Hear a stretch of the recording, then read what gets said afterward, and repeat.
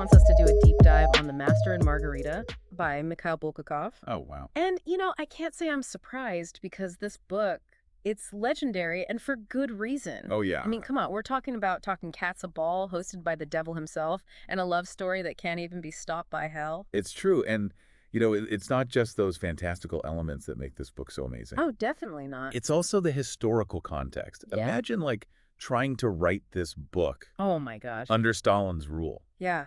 where, you could get in a huge trouble for just saying the wrong thing. It's true, and Bulgakov couldn't exactly, come right out and expose all the problems in Soviet society. Right. So he had to get creative. He did? He veiled his critique in this crazy surreal story set in Moscow in the 1930s. Yeah, and he actually used a very specific kind of satire called Menippean satire. Okay. He uses fantastical elements and absurdity to show how messed up society is. So instead of directly attacking Stalin, he basically made this funhouse Reflecting all the hypocrisy and paranoia of life under totalitarian rule. Exactly. Like that scene with the writers' union. Yes. I mean, everyone's just trying to climb over each other, Yeah. writing all this state-approved garbage and ready to totally betray anyone who dares to be original. Oh, it's so true. And it's funny to read, but then you remember what artists were actually going through during that time, and it's terrifying. Absolutely. And one of the best examples of Bulgakov's satire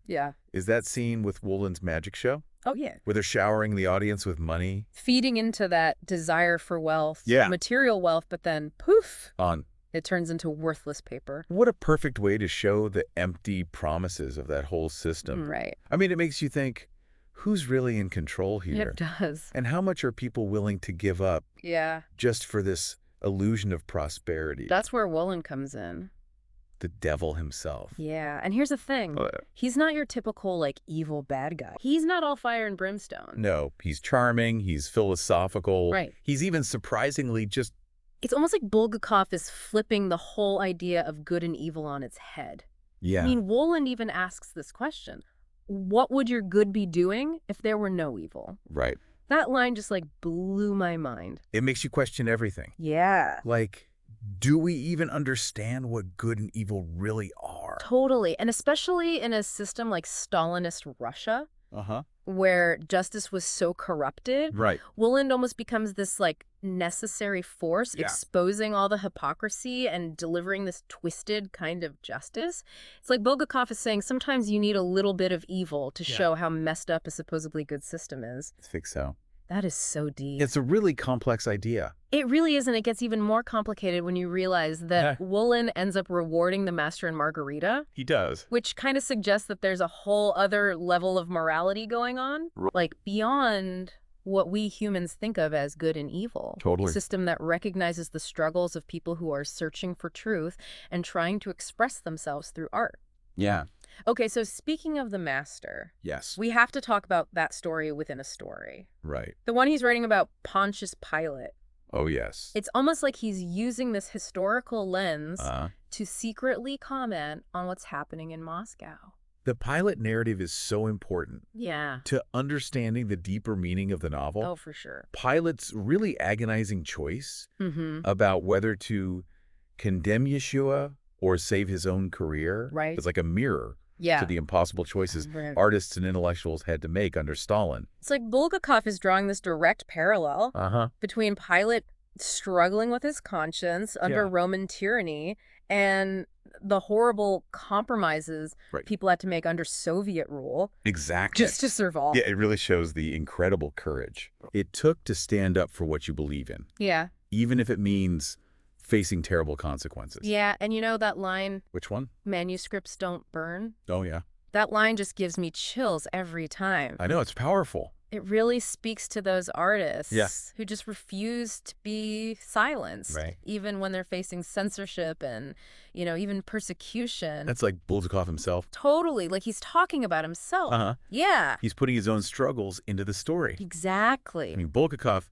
he knew what it was like Oh, yeah. to have your work suppressed. He even destroyed an early version of The Master and Margarita. He did just like the master. It's crazy, but in the end, Yeah.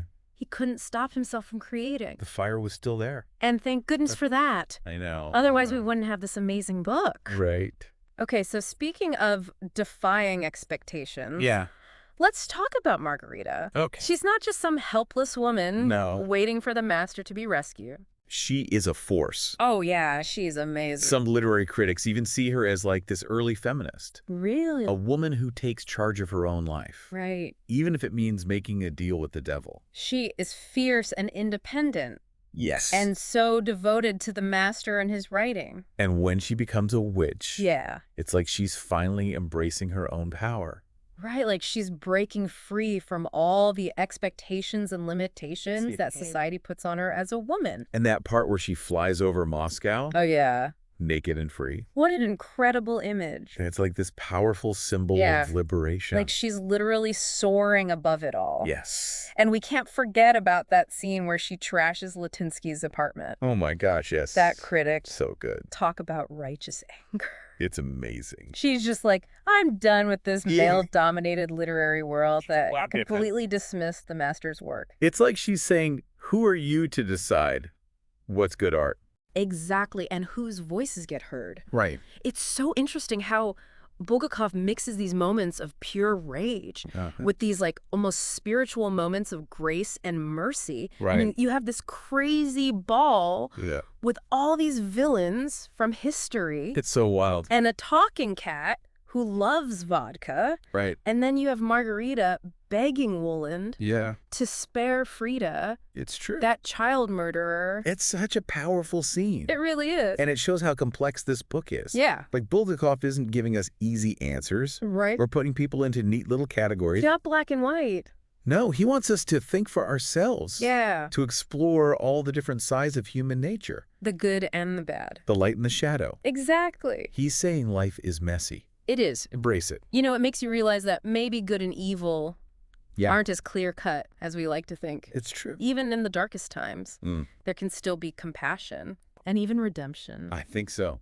Yeah. It really stays with you, doesn't it? It does. It's like it makes you laugh and think and totally question everything you thought you knew. About good and evil, art, love. Everything. And that's what makes it such a classic. Right. It was published so long after Bulgakov died. Yeah. But people are still reading it. All over the world and connecting with it. I think it speaks to those deep desires we all have. What do you mean? Like for freedom. Right. For creative expression and for love. That can overcome anything. Yeah. And it also reminds us that no matter how hard they try to silence people. Especially artists. I can't really do it. Right, like those manuscripts that can't be burned. Exactly. Art always finds a way. To get out there and make people think and inspire them. And speaking of making people think. What? It was you, our listener, who wanted to talk about this book. That's right. Clearly it had an impact on you. So tell us what stood out to you. Yeah, what really resonated with you? Was it the satire of Soviet society or the philosophical questions about good and evil? Or was the love story? Between the master and Margarita. What will you be thinking about after our deep dive? And here's one last thought for you to chew on. Okay. If you could make a deal with Woland, what would you ask for? Ooh, good one. And what would you be willing to give up to get it? That's a question that gets to the core of who we are. Yeah. What's really important to us. What are we willing to sacrifice for our beliefs? For love, for art, for truth. Wow, it's a lot to think about. It is. Well, thanks for coming along on this crazy journey with us. Yeah, we hope you enjoyed it. Through Bulgakov's masterpiece. It's an amazing book. And we hope you have a new appreciation for this complex and thought-provoking work of art. Keep exploring and keep questioning. And until next time, keep diving deep.